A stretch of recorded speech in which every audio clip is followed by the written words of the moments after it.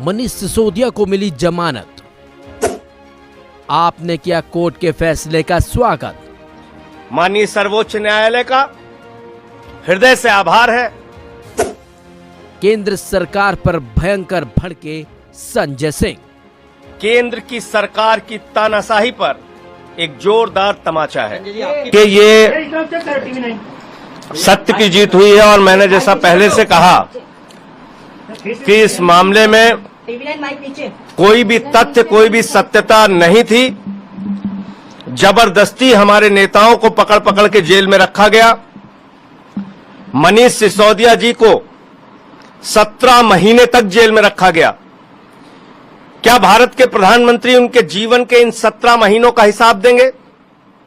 क्या भारतीय जनता पार्टी उनके इन जीवन के 17 महीनों का हिसाब देगी, जो शायद दिल्ली के स्कूलों को बनाने में काम आता, बच्चों को अच्छी शिक्षा देने में काम आता? जिंदगी के वो 17 महीने आपने जेल में डालकर बर्बाद किए मनीष सिसोदिया के। माननीय सर्वोच्च न्यायालय का हृदय से आभार है, सर झुका के नमन है कि लंबे इंतजार के बाद न्याय मिला। एक फैसला आम आदमी पार्टी के पक्ष में, मनीष सिसोदिया जी के पक्ष में, और एक एक कार्यकर्ता इस फैसले से उत्साहित है। एक एक देशवासी, दिल्ली का नागरिक इस फैसले से खुश है और सब ये मानते थे कि हमारे नेताओं के साथ जोर जबरदस्ती और ज्यादती हुई है।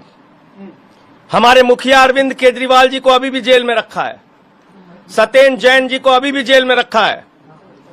मैं उम्मीद करता हूं जल्द ही उनको न्याय मिलेगा। प्रभु से प्रार्थना करता हूं जल्द ही वो बाहर आएंगे।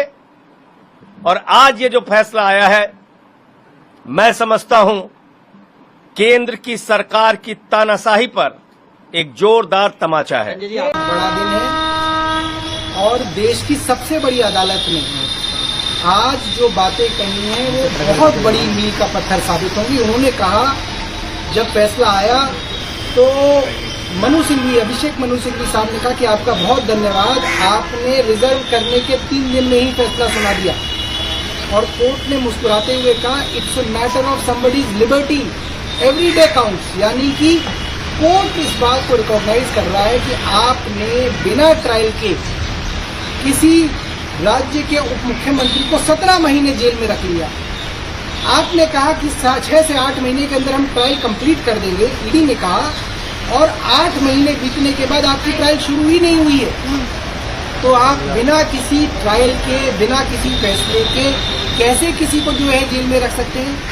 दूसरी बात, उन्होंने सभी हाई कोर्ट्स और लोअर कोर्ट्स, ट्रायल कोर्ट्स को एक सीख देते हुए कहा कि ये एक प्रिंसिपल है, bail is a right, jail is an exception. यानी कि बेल देना किसी का भी हक है, उसको बेल मिलनी चाहिए। आप ऐसे नहीं कर सकते कि आपका मुकदमा शुरू नहीं हुआ और आपने किसी को जेल में डाल दिया।